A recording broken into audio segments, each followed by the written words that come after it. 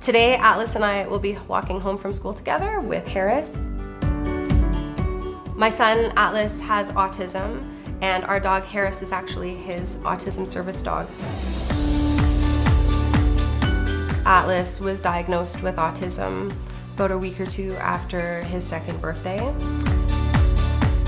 Life before Harris was really difficult because of Atlas's anxieties in certain environments. When Atlas was upset, especially if we were in public or at home or anywhere, there'd be a lot of shouting. He would be really loud. He'd be really visibly upset. We were really desperate and we weren't functioning as a family and life was kind of crumbling. We were prisoners inside of our house because it was difficult to leave the house. And you said, "Thank you, Mommy." We felt that Atlas needed a service dog because he's a flight risk.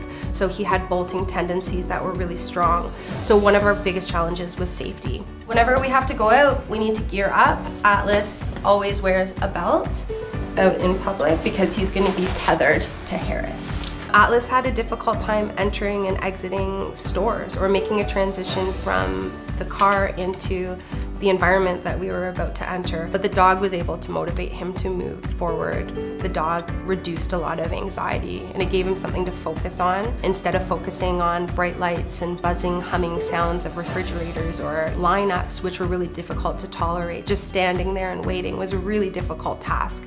We'd see a lot of behaviors and we'd have a lot of eyeballs on us, and it made these experiences very difficult to leave the house. But we found over time, having the dog with him, these behaviors have reduced. So we don't see these explosive episodes happening. They're so rare now, which I'm so thankful for. Harris came to us from an amazing organization. They're called National Service Dogs, and Atlas and Harris, they've been working together as a team for about 5 years. One of the rules that we've been sticklers to, and it served us really well, is that the only person who should really be engaging and petting and giving love to the dog is Atlas, because we want to build Atlas up to be alpha to Harris. That means that everybody else's hands are off. There are certain tasks that Atlas is responsible for. One of them is Atlas is responsible for feeding his dog. Food is love, and so that's part of the routine. The other thing is if Harris is going to be treated for any reason, they're playing outside or we're in public and Harris did something amazing and we want to pay him his treat, it comes from Atlas. Atlas, call your dog. Harris. So Atlas has a lot of challenges when it comes to being social in a school environment or with his peers. Atlas doesn't necessarily know how to have a conversation yet or express himself, but Harris is definitely a really good tool in that respect.